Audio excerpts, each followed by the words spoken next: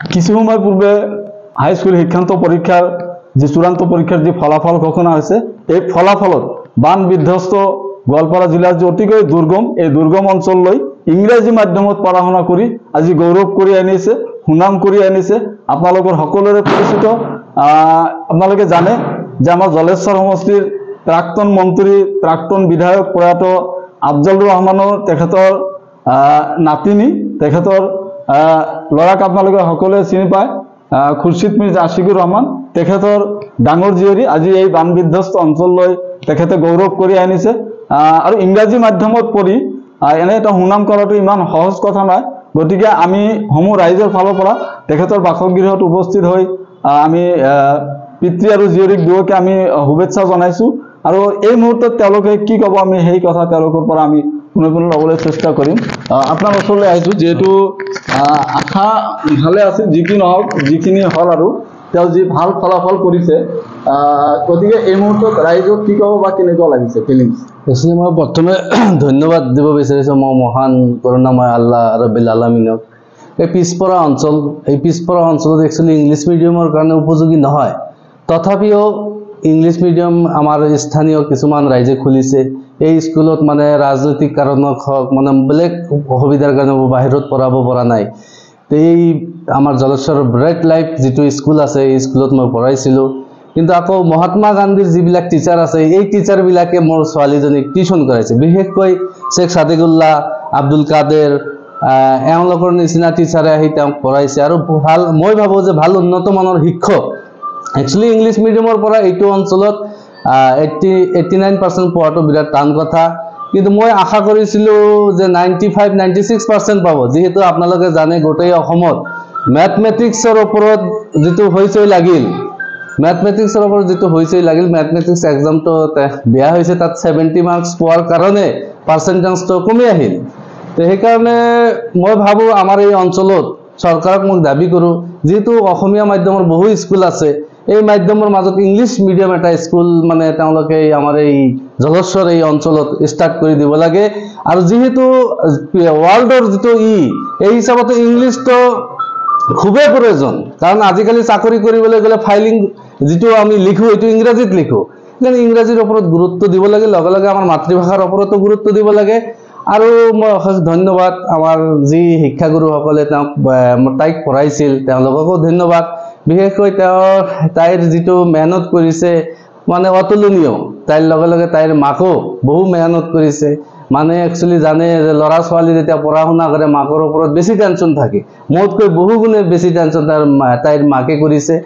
তে আল্লাহ ৰাব্বিল আলামিন দুজনক ধৈৰ্য দিছিল, ধৈৰ্য সহকাৰে তাই পঢ়িছে, আৰু তাৰ মাকে তাৰ লগত সহযোগিতা কৰাৰ কাৰণে হয়তো আজি এই ভাল এটা ৰেজাল্ট আমি পালোঁ আৰু কি। আহিন আশিকা ৰেহমান, তেখেত খুৰশ্বিদ মিৰ্জা আশিকুৰ ৰহমানৰ ডাঙৰ জীয়ৰী। তেখেতে 500 কিমান নম্বৰ পাইছে? 529, 529 নম্বৰ লাভ কৰি এই অঞ্চললৈ গৌৰৱ কৰি আনিছে, তেওঁ ডিষ্টিংশ্যন লাভ কৰিছে। গতিকে আমি জাহিন আশিকা ৰেহমানৰ সৈতে কথা পাতিম। বাবা, তোমাৰ কেনেকুৱা লাগিছে আজি যিহেতু ভাল ফলাফল এটা আহিছে তোমাৰ? মোৰ বৰ ভাল লাগিছে। মই ভাবিছিলোঁ যে 95 আহিব, কিন্তু মেথছ এক্সামটো যিহেতু বেয়া হৈছে মোৰ আশা মতে মই ভাবিছিলোঁ যে 85% আহিব, কিন্তু ভাবা নাছিলোঁ যে 89% আহিব। ভালে হৈছে, মোৰ ভাল লাগিছে। আচ্ছা আচ্ছা, তুমি আগত মানে মেথ এক্সামটো বেয়া হোৱাৰ কাৰণে ভাবিছিলা 85% আহিব? মই ভাবিছিলোঁ। তুমি 89% পালা? গতিকে তুমি কোন সাবজেক্টত কিমান পাইছা? মই লেটাৰ কেইটাত পাইছা? মই লেটাৰ 5টাত পাইছোঁ। মেথছত মই 70 পাইছোঁ, মেথছটো ইমান ভাল হোৱা নাই। হয় হয়, বাকী কেইটা? বাকী মই আছামিছত 80 পাইছোঁ, ইংলিছত 94, ছায়েন্সত 94, জেনেৰেল ছ'চিয়েল ছায়েন্সত 94, আৰু মোৰ IT-ত 98, আৰু মেথছত 70। গতিকে আটাইকেইটা বিষয়ত তুমি লেটাৰ পাইছা?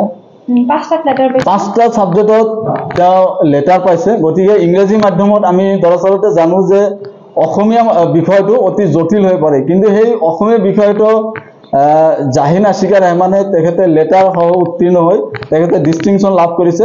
গতিকে তুমি 5টা সাবজেক্টৰ পাৰ্চেন্টেজ কিন্তু আপোনাৰ 90 হৈ গ'ল। 5টা সাবজেক্টত কিন্তু বাবা এইটো মোক দিয়াচোন এবাৰ। 5টা সাবজেক্টত তেওঁ কিন্তু 4কৈ পাৰ্চেণ্টেজ লাভ কৰিছে যেনেকৈ আপোনাৰ ইংৰাজীত 94 পাইছে জেনাৰেল সায়েন্সত 94 পাইছে সোশ্যাল সায়েন্সত 94 পাইছে আৰু আইটি যেটো এটো কম্পিউটাৰ সাবজেক্ট হয় কম্পিউটাৰত কিন্তু তেওঁ কিন্তু 98 পাইছে গতিকে তোমাৰ আগলৈ কি পঢ়িব মন আছে তো মই নীট পঢ়িম মই নীট পঢ়িম ডক্টৰ হ'ব বিচাৰো আৰু মই সিভিল এক্সামো দিম পিছত যদি মই নীট নাপাম তোমাৰ ডক্টৰ আৰু সিভিল কৰাৰ আশা আশা আছে আছে। গতিকে তোমাৰ আশা পূৰণ হওক আমি এই দুৰ্গম অঞ্চলৰ পৰা তোমাৰ এই ভৱিষ্যত আশা যাতে উজ্জ্বল হয় আশা পূৰণ হয় তালৈ আমি কামনা কৰিছো আপোনালোকে আমাৰ এই ভিডিঅ'ৰ জৰিয়তে জাহিন আশিকা ৰহমানক আপোনালোকে শুভকামনা জনাব কাৰণ তেখেতৰ প্ৰয়াত যি আতায়েক আছিল আব্দুলৰ ৰহমান তেখেতে এটা সপোন আছিল তেখেতৰ যাতে পৰৱৰ্তী জেনাৰেশ্যন যাতে ভাল মানুহ হিচাপত গঢ় লয় আৰু তেনেকৈ আমাৰ খুৰশিদ মিৰ্জা আশিকুৰ ৰহমান যিমান ব্যস্ত নহওক কিয় তেখেত বা তেখেতৰ ঘৈণীয়েক উভয়ে মিলি তেখেতৰ যি খেয়াল ৰাখিছিল বা পঢ়া শুনাত যিমানখিনি তেওঁলোকে কৰিব লাগিছিল সম্ভৱখিনি কৰিছে কিন্তু এটা কথা আমি পাহৰি গৈছো তুমি কোন স্কুলত পঢ়িছিলা মই জলেশ্বৰ ব্ৰাইট লাইফ ইংলিছ স্কুলত পঢ়িছিলোঁ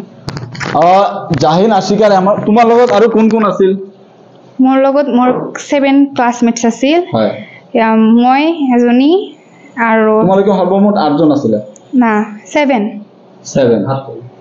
এইবাৰ ব্ৰাইট লাইফ ইংলিছ একাডেমীৰ পৰা ইংলিছ স্কুলৰ পৰা 7 জন ছাত্ৰ ছাত্ৰীয়ে এইবাৰ মেট্ৰিক ফাইনেলত তেওঁলোকে অৱতীৰ্ণ হৈছিল আটাইকেইজন কি ফাৰ্ষ্ট ডিভিজনত পাছ কৰিলে নহয় সেকেন্ড ডিভিজন এজন সেকেন্ড ডিভিজন পাইছে বাকি সকলে আপোনাৰ ফাৰ্ষ্ট ডিভিজন সহকাৰে উত্তীৰ্ণ হৈছে গতিকে আটাইলৈ আপোনালোকে শুভকামনা জনাওক এই আশা ৰাখি আমাৰ এই প্ৰতিবেদন সামৰিছো ধন্যবাদ